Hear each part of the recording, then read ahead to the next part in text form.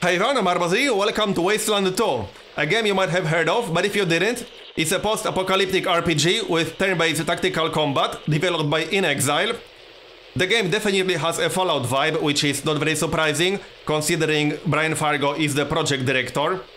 But this game is actually a sequel to the original Wasteland, released back in 1988. The game was funded on Kickstarter in April 2012. This was actually one of the more successful projects on Kickstarter, gaming projects at least, and it's about to get officially released on 19th September 2014. I actually backed it myself, so I'm quite excited about the final release.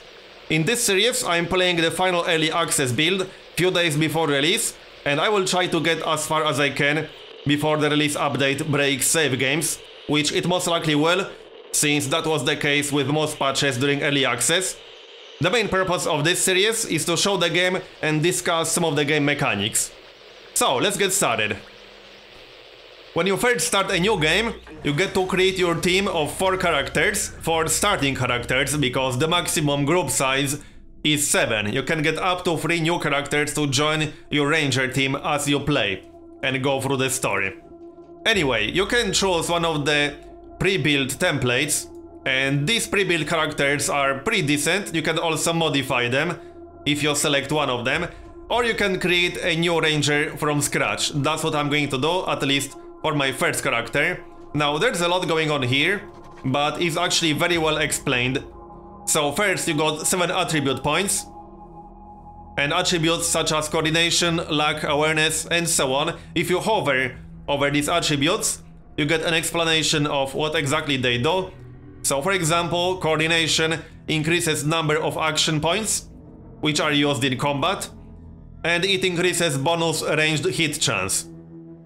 Also, if you hover over these specific levels, you get a tooltip what exactly this level will do for you, compared to your current one. So, if I raise my coordination from 3 to 4, I will get +1 action point and +1 chance to hit with ranged weapons.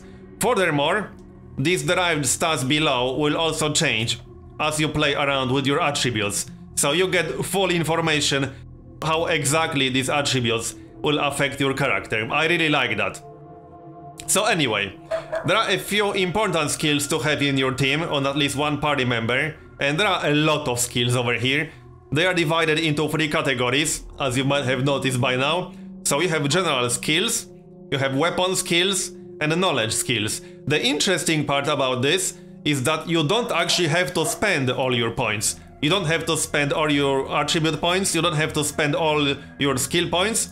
You can just finish your character like this, and you will be able to spend your points during the game once you actually start playing. You can save up even your character creation points. I quite like that. Now, this might not be a very smart idea in case of weapon skills, because you will get some starting equipment based on which weapon skills you have. So for example, if I pick shotguns and put at least 1 point into shotguns, I will get a shotgun in my inventory, or in this case it will be already equipped. If I don't pick shotguns, if I don't pick any weapons, I will not get any starting equipment, at least as far as weapons go. So anyway, my first character, my main character, will likely be a bit of a generalist. So let's have a look. We have some attribute points.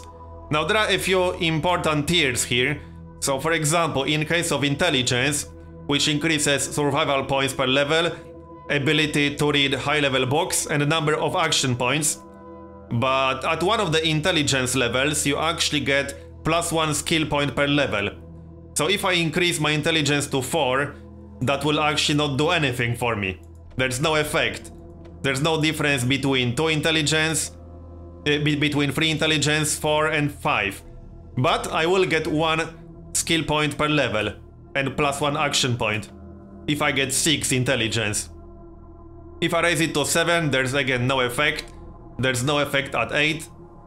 And at 9 I will get yet another skill point per level. I won't be raising it that much, because then I won't have attribute points for other attributes, but it's something to be aware of. There is no difference between 4 and 5 intelligence, other than the fact you will be closer to 6. So you might be able to raise it later. since there are ways to raise these attribute points as you play, as you probably figured out. Anyway, another fairly important stat is charisma, because this actually gives you extra experience and it increases leadership radius. What is leadership radius? There is a skill called leadership, and this skill actually gives your allies extra chance to hit. So if I pick leadership 1, I will increase nearby allies' chance to hit by 2%. I like having this on at least one character. So if I pick leadership 1 and increase my charisma, this will increase my leadership radius. Let's go for, let's say, 4 points in charisma, maybe 5. I want to have more than 7 action points, so we need at least 4 in coordination. This guy will probably use mostly ranged weapons, so our strength doesn't need to be that high. Although, if you reduce your strength too much, your max carry weight will be really low. And that is kind of important. Also, your constitution will be lower. So I don't really want to go all the way down to 1 strength. That's a little bit too low. I can afford to reduce my luck. It doesn't have a huge effect. 1 point will only cost me 0.5% evade and 0.5% chance to critically hit with ranged weapons. So I can reduce that.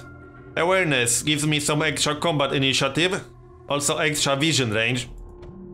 So we probably want at least 4 with ranged weapons. It also gives you bonus melee critical chance, but it is a useful skill to have, even if you're not melee. That leaves us with 3 more. I would like at least 1 more action point, so we can get +1 point in speed. That also increases our initiative. We have 11 initiative so far. That's not terrible. We'll get 4 survival points per level and 4 constitution per level. So 2 more attribute points. Can I get something good for that? I can increase my combat initiative even further. I can get extra combat speed and evasion. Or I can increase my charisma. Seeing how this will be my character with leadership, it makes sense to increase charisma a bit. That leaves us with 1 more point. Let's go for higher awareness. Now, there are a few important skills to have on at least 1 character in your party. So another such skill other than leadership is Outdoorsman. This is a skill that will allow you to avoid some random encounters while traveling on the world map. And sometimes you definitely want to avoid them. So I'll put 1 point in this. I can also get this on some other character, it doesn't have to be this one. It's nice to have perception on at least 1 character, because that's a skill that allows you to see things and spot things, points of interest in the Wasteland. So let's have 1 point in this. I'll probably pick Outdoorsman on someone else. And another important skill is weaponsmithing. This is something that allows you to craft, kind of. This allows you to break up weapons for parts and modifications. So once you salvage some parts and modifications, you can attach them to other weapons. And there's actually quite a lot of weapon modification possible in the game. So we want at least 1 point in this, so that we can strip weapons for parts. Alright, we have 6 more skill points remaining. There are also social skills, there are 3, which is Hard Ass, Kiss Ass and Smart Ass. These unlock some dialogue options. If you have enough, you will get additional dialogue options, which might be good, or they might be bad, or they might do nothing. I'm not sure if I'll have enough points for this. There's also Barter skill, which reduces vendor prices by 2% per level. And that's pretty much it in general skills. There's also Animal Whisperer, which can allow you to get some animals to join you. I never actually used this one, so I won't tell you how effective this is. Anyway, we need some weapon skills. So, we have decent coordination. This was supposed to be mostly a ranged character. So, these weapons all have different roles, so if you hover over the weapon type, you will get told what this weapon type is good at and what it's bad at. So for example, assault rifle does good damage, it has medium to high armor penetration, long range, and multiple fire modes, but it uses expensive ammo and it has low to moderate damage per action point. So I'll go over these weapon skills real quick because they are actually very different and they are good at very different things. The weapon skills in game are actually quite well balanced, I would say. I like it. So other than assault rifles, we have bladed weapons and blunt weapons, and also brawling skill, which basically allows you to hit things with your fists. Technically, you can still try to brawl and hit things with your fists, even with 0 in brawling, but your chance to hit will be very low, because the first point alone increases your base chance to hit by 40%. In general, the first point in any weapon type increases your base chance to hit with that weapon type by a lot. In case of assault rifles, that's plus 28%. In case of bladed weapons, that's plus 35. Plus 35 with blunt weapons. Plus 20 with submachine guns, and so on. You can still use these weapons with 0, but you won't be very good with them. So we also have bladed weapons and blunt weapons. The main difference between these is that bladed weapons are best against non-armored enemies, because they have poor armor penetration, or enemies with low armor.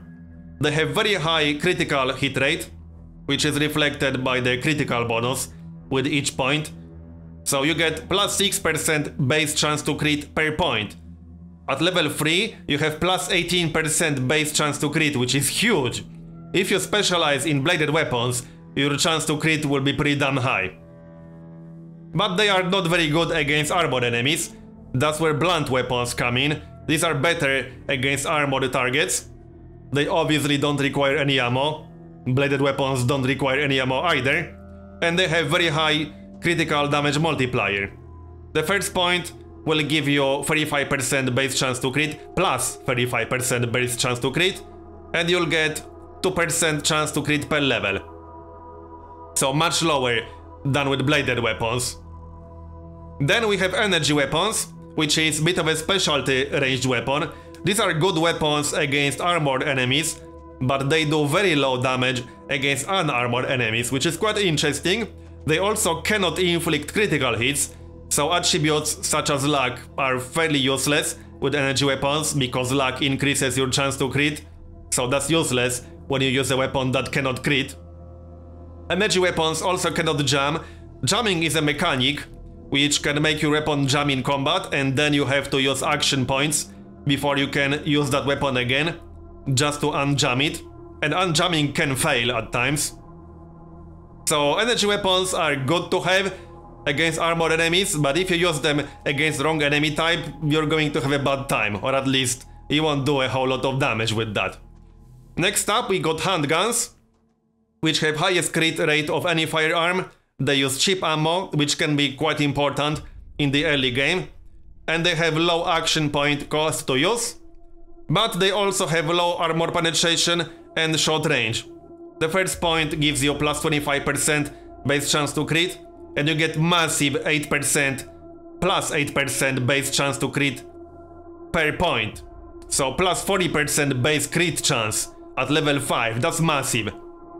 But they are not very good at long range or against armored enemies. Next up we have heavy weapons, which are weapons that do high damage per action point, and they have good armor penetration. They also cost a lot of action points to use, and they can slow down your movement speed in combat. The first point gives you plus 45% chance to hit, and you get 1% crit per level, not a lot. Next we got shotguns, which are short range weapons. They can hit multiple enemies at once, as one of the few range weapons that can do that, or very few weapon types that can do that, period. They cost medium amount of action points to use. It's a short to medium range weapon, it has low armor penetration, and it loses damage over distance. So it's a specialty short range weapon, as you might imagine. Next up we have sniper rifles, which are the exact opposite of shotguns. It's a very long range weapon, as you might imagine. Sniper rifles have very high armor penetration, but they also have high action point cost to use. They do high damage per shot, and they use expensive ammo. which can be a problem, especially at the start of the game.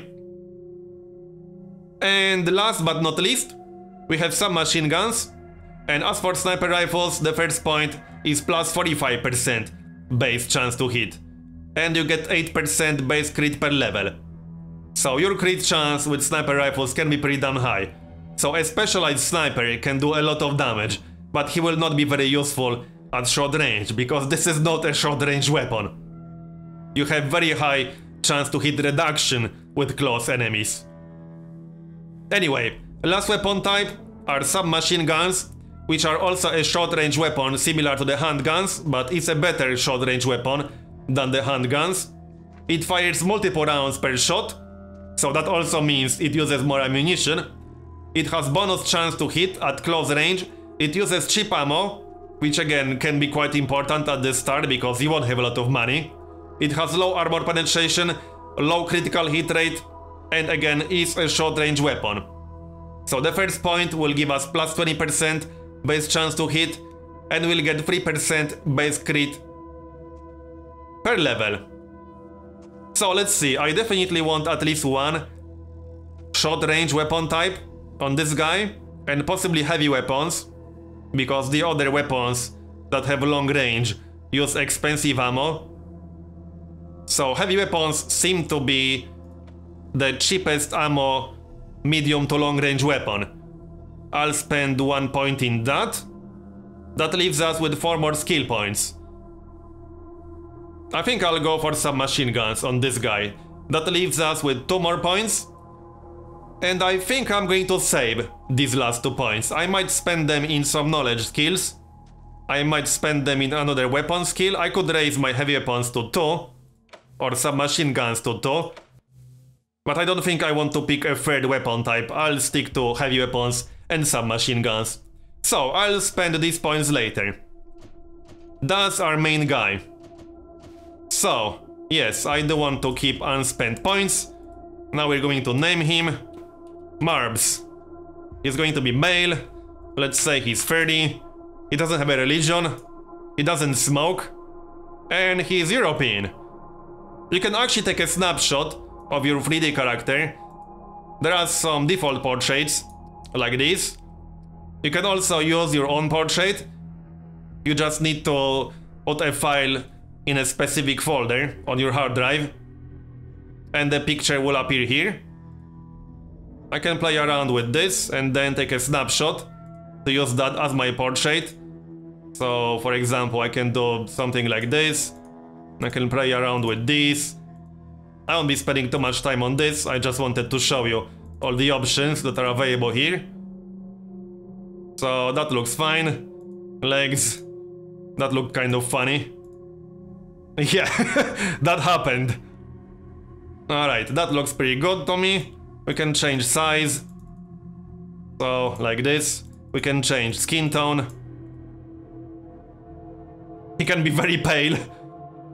Alright, and I can take a snapshot if I want to use that as my portrait. I don't think I want to use that as my portrait, but this is not exactly accurate, I have to say. Let's play around with this a little bit more. Let's go for something that looks at least kind of similar to this. Maybe. That might not be happening. Okay, that will do, probably. What about the hat? Let's get rid of the hat. What are the options here? Alright, close enough. That's Marbs. So, let's finalize this character. That's our main character. Now I can add some of the pre-built templates and I can modify them.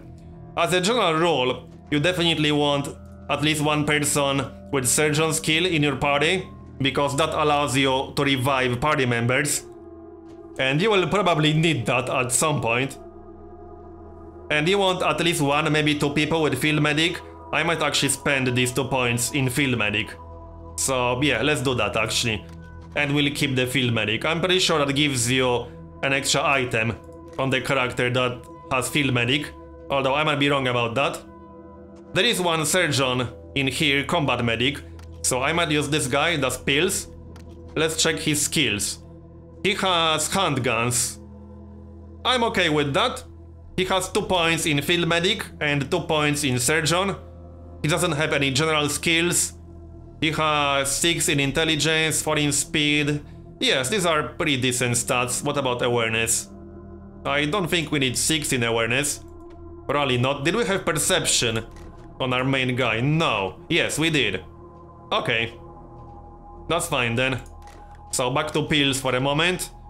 Let's see. I could lower his charisma. He doesn't necessarily need 4 points in charisma. And we could increase something else. Let's see. Coordination. Extra chance to hit. Luck. Awareness. +1 combat initiative. Might be useful to have more combat initiative, although 6 awareness is already pretty high. Extra constitution and max carry weight. You can increase these attribute points as you play. Or maybe extra speed. Let's go for a little bit of extra strength instead of charisma. As for these points, do I want any other skills here? Probably not. Alright, let's keep this template. Alright, we probably want at least 1 person who's specialized in ranged weapons a lot and 1 person who's specialized in melee weapons a lot. So there is Big Bird, who's specialized in blunt weapons here. He has very low intelligence. I might want to increase this just a tiny little bit. 8 strength seems a little bit excessive. So let's lower that a little bit. What are the important levels here? +1 action point at 6, but no action point at 7 and no action point at 8. I think I'll stick to 6 in strength. I don't think he needs 8 in awareness, not really. That will give him a little bit of extra combat initiative, but I like to have at least 3 in intelligence, because with only 1 in intelligence, you only get 2 skill points per level. That's kind of low. It's not exactly hard to have 3 points in intelligence. As for charisma, it does give you some extra experience, so 2 points in charisma. He doesn't need coordination all that much. I might learn some ranged weapons on him in the future, but not at the start. Let's remove that. What about more combat initiative? Yes, we can get combat initiative for speed instead of awareness. So let's increase his speed to 6. And that looks pretty good. He has 2 points in brute force and 2 points in harass. Harass is a social skill used to unlock extra dialogue options, and brute force is used to break objects in the world. I'm okay with that, I suppose. I could actually remove 1 point in brute force and add 1 point in bladed weapons. This should give us an extra weapon right at the start of the game. So I'll go for that. And that looks good enough to me. We need 1 more person. 1 skill I need is Outdoorsman. So I need to give Outdoorsman to someone. I'm considering a sniper. I could also take Bear. She's a hunter type. So she specializes in assault rifles. Assault rifles do use fairly expensive ammunition. So I might want to have some other weapon type other than this. We could give her some energy weapons. Or shotguns. Assault rifles for long range and shotguns for short range. Shotguns can also hit multiple enemies at once. I don't have that on anyone right now, so I would say that's useful. We'll go for that. I got 2 characters with field medic. I don't think she needs field medic all that much. I don't need harass for sure. I already have that on Big Bird. She does need outdoorsman. I got weaponsmithing on Marbs. So what else? I could go for some of these knowledge skills. So computer science, mechanical repair, lockpicking, these are fairly useful skills. We can use 1 point in computer science, 1 point in mechanical repair. Or I can spend these points later. So like this. I definitely need outdoorsman, so I'll be keeping that. Do I have barter on anyone? I don't. But that only reduces prices by 2% per level. I can always grab that later. I'll keep the remaining 4 points, I think, and just spend them later. I can just increase my assault rifle skill to 2. Alright, that looks pretty good to me. So as you see, you can customize your party a lot, but there's no need to obsess over every single choice, because it's pretty easy and fast to get levels, so you can always get skills that you missed as you play, and you will also get extra characters joining your team. Your team can have up to 7 characters. You just start with 4, and you can get 3 to join you as you play. So let's actually get started. The game has 4 difficulty levels: Rookie, Seasoned, Ranger, and Supreme Jerk. I played the game a bit. I'm going to play on Seasoned. So let's get started. The game does have an intro which sets the mood very well, so I'm going to leave that in the video. Enjoy!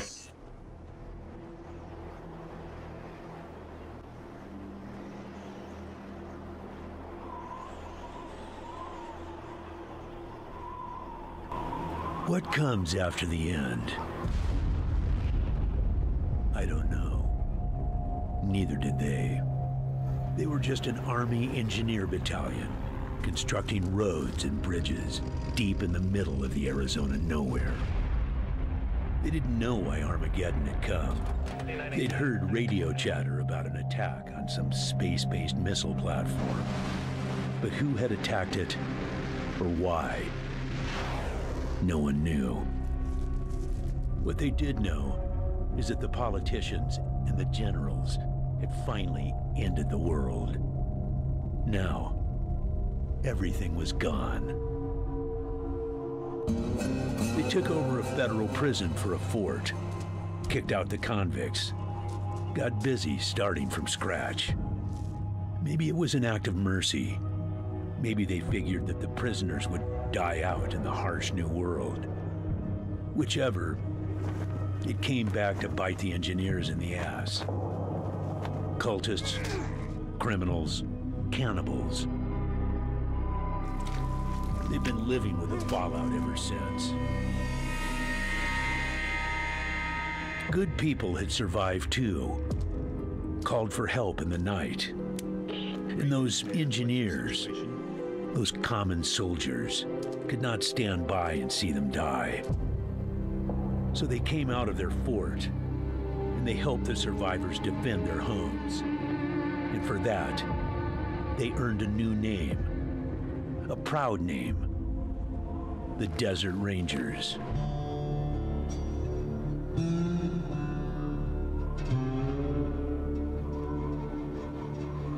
Now, Rangers, I know it seems at times our cause is hopeless, and I know it's hard to say goodbye to a brother in arms.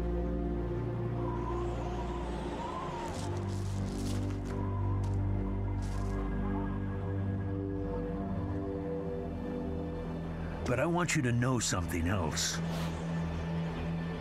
That no Ranger who dies in the line of duty will ever be forgotten.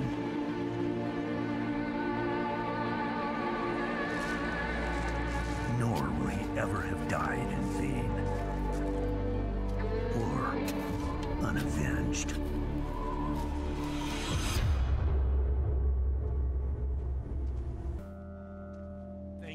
So, you first start the game in the Ranger Citadel, and you get to talk with General Vargas.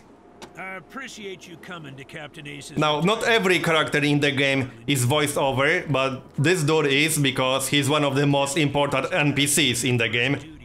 So we'll have a chat.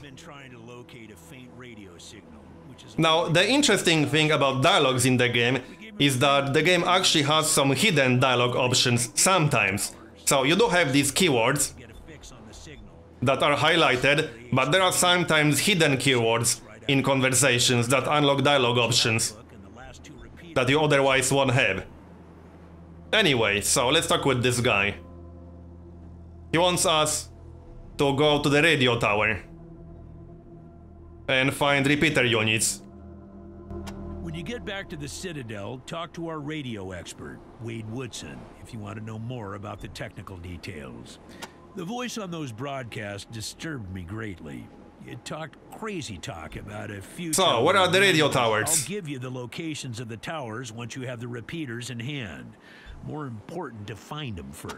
Yeah, I know. You've hardly felt... Alright, so, yeah, where's the mission? Search the area where Ace's body was found. So, we are supposed to search the area where Ace's body was found, find the repeaters, and then go to the radio towers.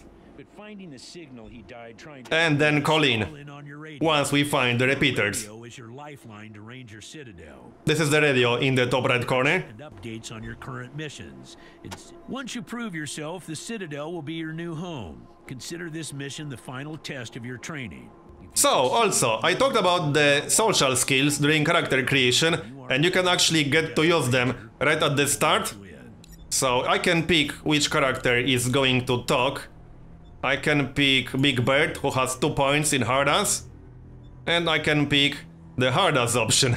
What if we prove ourselves by kicking down the Citadel doors, sir? Hard-ass approach, huh? Well, you might get what you want from some folks in the Waste. Doesn't work on him. But it doesn't always work. It's about a day's walk east from here. So, he marked the location on the map. This is where we're supposed to go. The radio tower location. There you go. You think the logbook was stolen? Don't know, but it wasn't on Ace's person when he was found. Look for it. It might have some... Alright, so let's finish this conversation. Now, there are a few things to do here. There's actually a vendor you can trade with, but you won't have a lot of money at the start. Let's look at our inventory. So, my main guy, which was totally customized, it was not from a template, has 2 weapons. He has a heavy weapon, and he has a submachine gun. That's because I spent points in heavy weapons and submachine guns. If I didn't, he wouldn't have these weapons. So while you can save your skill points, it's not always a good idea. We also have some pain relievers, and we have a pocket medic pack, which I'm pretty sure is a result of us having field medic skill. Otherwise we would not have this. We have perception, so we have the perception skill, which I can use any moment. Like so. You get some basic tips from the game about various game mechanics. So the game tells you about hidden keywords, which I just said. You just have to type them in manually. You don't need to use hidden keywords, it's just an interesting extra option that you can completely ignore if you want to. You get some basic tips about basic game systems and mechanics. I will talk about that as I go. This is about switching the active ranger in the conversation. We have our journal. So our first ongoing quest is to search near the radio tower for the repeater units Captain Ace was carrying. We can talk with this guy right here. And this is actually something you can do with the social skills to actually get something right at the start of the game. So if I talk with this guy, let's have a chat. And I pick Big Bird, I can go for the hardest approach. Let us in. Ha! Try and stop us. And he will actually give us something that might help. I'm interested. And he will actually give us a double-barreled flintlock pistol. For free. As long as we promise that we'll put it to good use. We will put it to good use. And we got a Mississippi Mule. For free. Just because we had 2 points in a social skill. So I just wanted to show you that these social skills are not just pure fluff. They actually do have a real effect in the first 5 minutes of the game. And I do have a shotgun skill on someone. Who was that with the shotgun skill? Oh yeah, that's Bear. I'll send that shotgun to her then. Is it actually better than ours? I think it's slightly better in short bursts. Because, yeah, it can fire twice, as in, it has damage times 2, so 10 to 14 damage times 2, and our current shotgun has 14 to 18 damage, but only once. 55% hit chance, that's the same. 8% chance to jam. This one has a little bit of armor penetration, we'll keep it, I can always sell it. Anyway, I'm going to finish this first part here, and continue in next one. If you enjoyed this first episode of Wasteland 2, please consider leaving a like, And thanks for watching. I'll see you next time.